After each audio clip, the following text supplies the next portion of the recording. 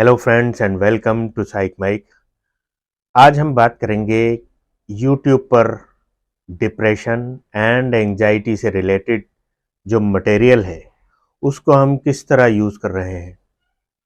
एक पेशेंट जो कि इस टैबू में होता है कि उसकी जो डिजीज़ है, इससे रिलेटेड जो मेंटल हेल्थ कंडीशंस के जो पेशेंट्स होते हैं वो इस अपनी बीमारी के बारे में ज़्यादा बताना नहीं चाहते, ना इसके बारे में डिस्कस करते हैं। इसके क्या सिम्टम्स हैं, क्या साइंस हैं, इसका ट्रीटमेंट क्या है, क्या होना चाहिए, किस तरह होना चाहिए, इसके बारे में कोई डिस्कशन नहीं करते।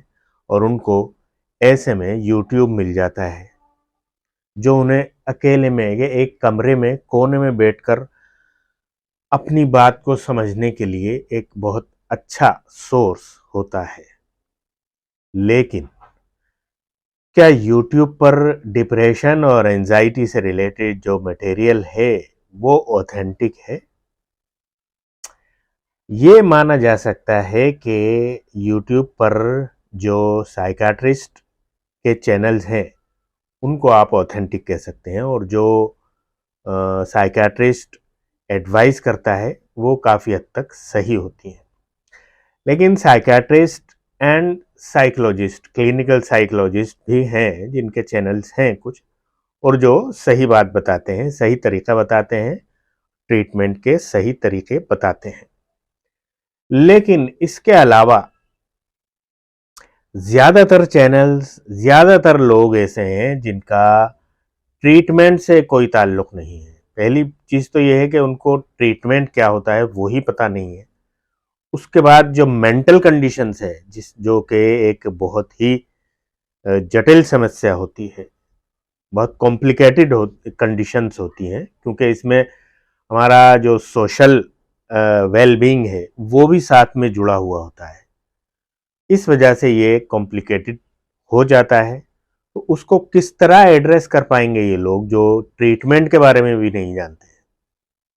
तो जो लोग डिप्रेशन एंड एंजाइटी के बारे में कोई भी जानकारी लेना चाहते हैं वो उन चैनल्स पर जाएं जो साइकियाट्रिस्ट या क्लिनिकल साइकोलॉजिस्ट के हैं, और उनसे आप मैसेज के थ्रू, कमेंट्स के थ्रू बात भी कर सकते हैं। कमेंट्स अगर आप चाहते हैं कि पब्लिक देखेगी तो आप उनको प्राइवेट मैसेज भी भेज सकते हैं, ईमेल भेज सकते हैं, कॉल कर सकते हैं। लेकिन आप उन्हीं लोगों से डिस्कस करें, क्योंकि ज़्यादातर लोग जो मैं देख रहा हूँ चैनल्स जिनके हैं वो स्पीकर्स हैं जिन्हें डिप्रेशन के बारे में कुछ नहीं पता। जो एक आम आदमी की सोच होती है डिप्रेशन और एंजाइटी के बारे में, वही उस स्पीकर की भी होती है। इसीलिए वो कहता है कि यार नहीं, या आप नेगेटिव सोच रहे हैं, पॉजिटिव सोचो, पॉजिटिव सोचो। डिप्रेशन के पेशेंट को इस तरह की एडवाइस करना कहाँ तक सही है? अलग अलग अलग कहानियां बताते हैं कि इस तरह पॉजिटिव सोचना चाहिए, परसेप्शन अपना बदलना चाहिए। परसेप्शन की सारी बात है, ये बात है। भाई उसको डिजीज ही वो है कि जिसमें perception, positive thinking, negative thinking, ये सब बदल जाती है।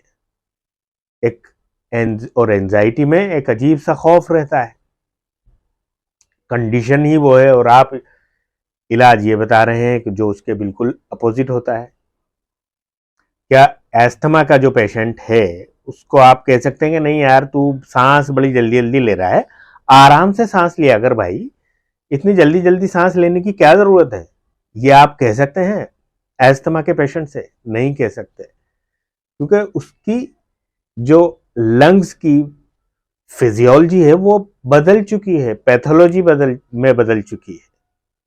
उसकी जो सांस की नलियां हैं वो इतनी कॉन्स्ट्रिक्ट हो चुकी हैं कि उसमें सांस एक बार में ऑक्सीजन जितना चाहिए उतना नहीं मिल पाता, इसलिए वो जल्दी जल्दी सांस लेता है।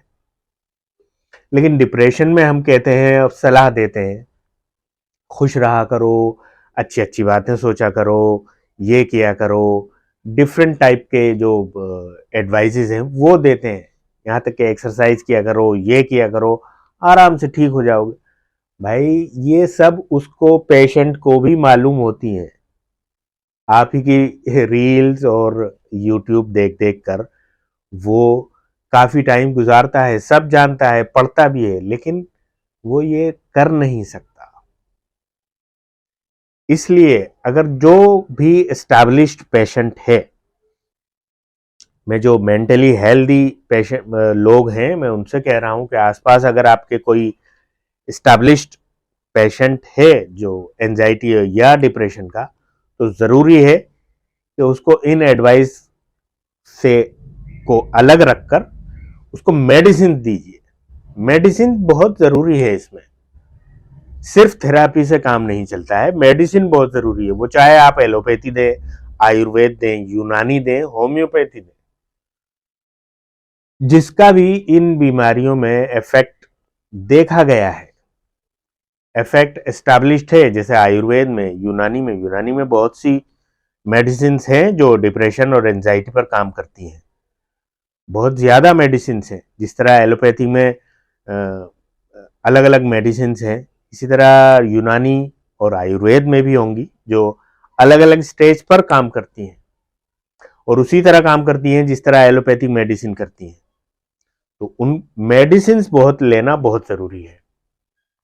मेडिसिन आप लेंगे, हॉर्मोन्स आपके रिलीज होंगे, तब आपको ये सब चीज़ें समझ में आएंगी कि पॉजिटिव क्या थिंकिंग है, नेगेटिव क्या थिंकिंग है, परसेप्शन क्या है। ये सब चीज़ें बाद की चीज़ें, बट पहले आपको मेडिसिन लेनी पड़ेगी।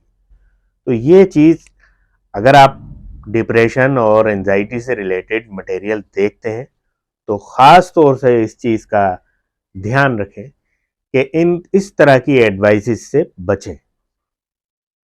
और इसी तरह की एडवाइसेस अगर आप चाहते हैं तो मेरे चैनल को फॉलो करिए, लाइक कीजिए, और अगर कुछ सवाल आपके जहन में उठ रहा है, डिप्रेशन, एंजाइटी, पैनिक अटैक, इससे रिलेटेड ऑथेंटिक अगर आपको रिप्लाई चाहिए, तो मैं doctor Majid Ali, BUMS MD, इसका रिप्लाई देने के लिए आपको तैयार हूँ।